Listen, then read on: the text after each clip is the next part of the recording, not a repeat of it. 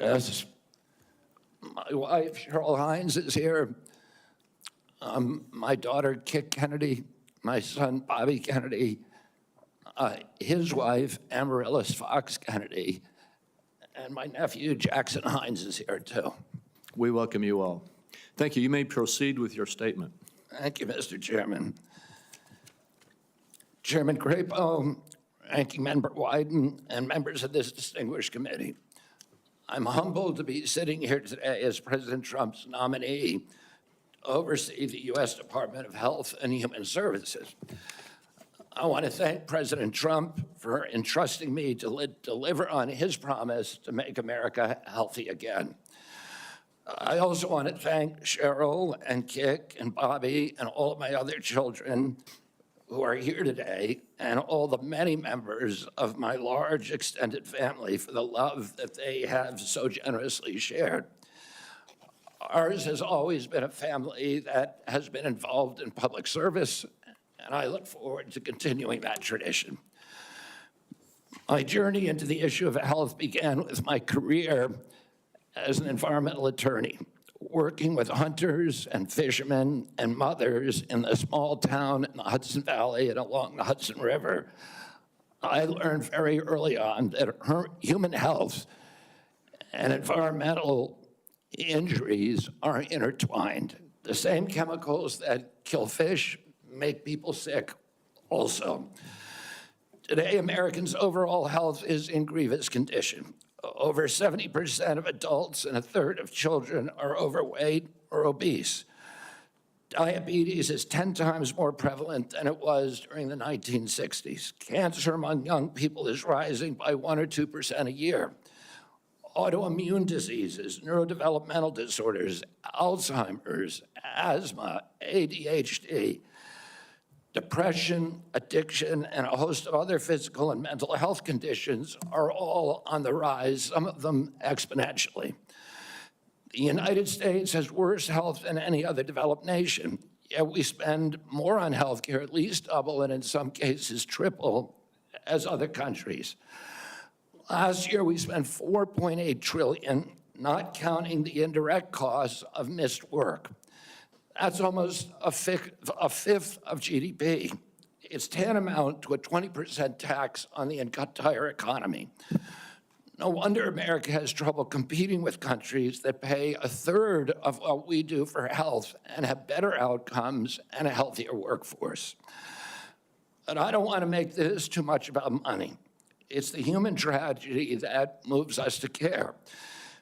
President Trump has promised to restore America's global strength and to restore the American dream, but he understands that we can't be a strong nation when our people are so sick.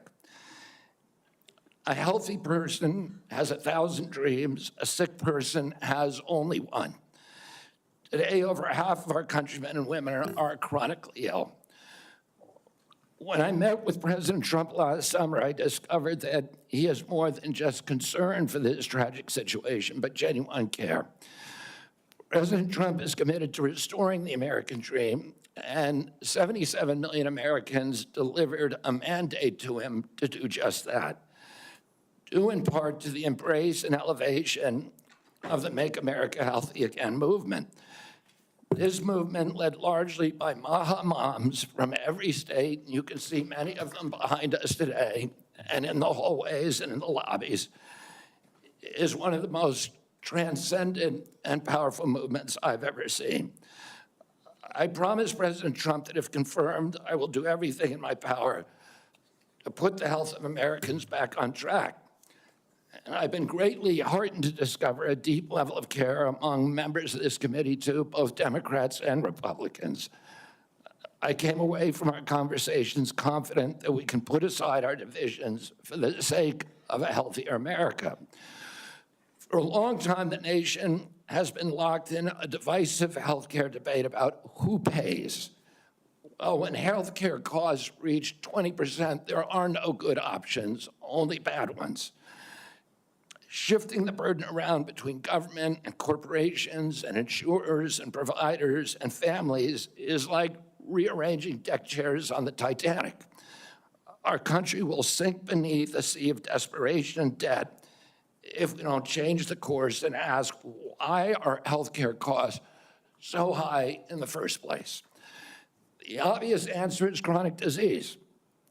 The CDC says 90% of healthcare spending goes toward managing chronic disease, which hits lower income Americans the hardest. The president's pledge is not to make some Americans healthy again, but to make all of our people healthy again. There is no single culprit in chronic disease. Much as I have criticized certain industries and agencies, President Trump and I understand that most of their scientists and experts genuinely care about American health. Therefore, we will bring together all stakeholders in pursuit of this unifying goal. Before I conclude, I want to make sure the committee is clear about a few things. News reports have claimed that I'm anti-vaccine or anti-industry. I am neither. I am pro-safety. We'll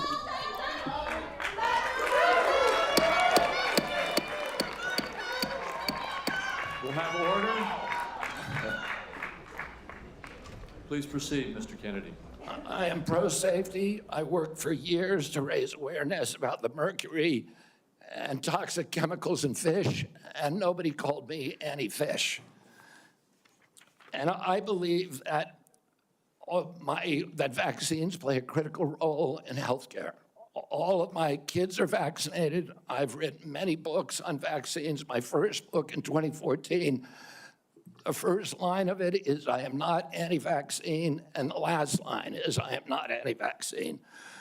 Nor am I the enemy of food producers. American farms are the bedrock of our culture, of our politics, of our national security. I was a 4-H kid, and I spent my summer working on ranches. I went to work with our farmers. I want to work with our farmers and food producers to remove burdensome regulations and unleash American ingenuity. MAHA simply cannot succeed without a partnership, a full partnership of American farmers. In my advocacy, I've often disturbed the status quo by asking uncomfortable questions. Well, I'm not going to apologize for that. We have massive health problems in this country that we must face honestly. And the first thing I've done every morning for the past 20 years is to get on my knees and pray to God that he would put me in a position to end the chronic disease epidemic and to help America's children. That's why I'm so grateful to President Trump for the opportunity to sit before you today and seek your support and partnership in this endeavor. I will conclude with a promise. The members of this committee, to the president, and to all the tens of millions of parents across America, especially the moms, who have propelled this issue to center stage. Should I be so privileged as to be confirmed, we will make sure our tax dollars support healthy foods. We will scrutinize the chemical additives in our food supply. We will remove financial conflicts of interest from our agencies. We will create an honest, unbiased, gold standard science at HHS, accountable to the president, to Congress, and to the American people. We will reverse the chronic disease epidemic and put the nation back on the road to good health. Thank you.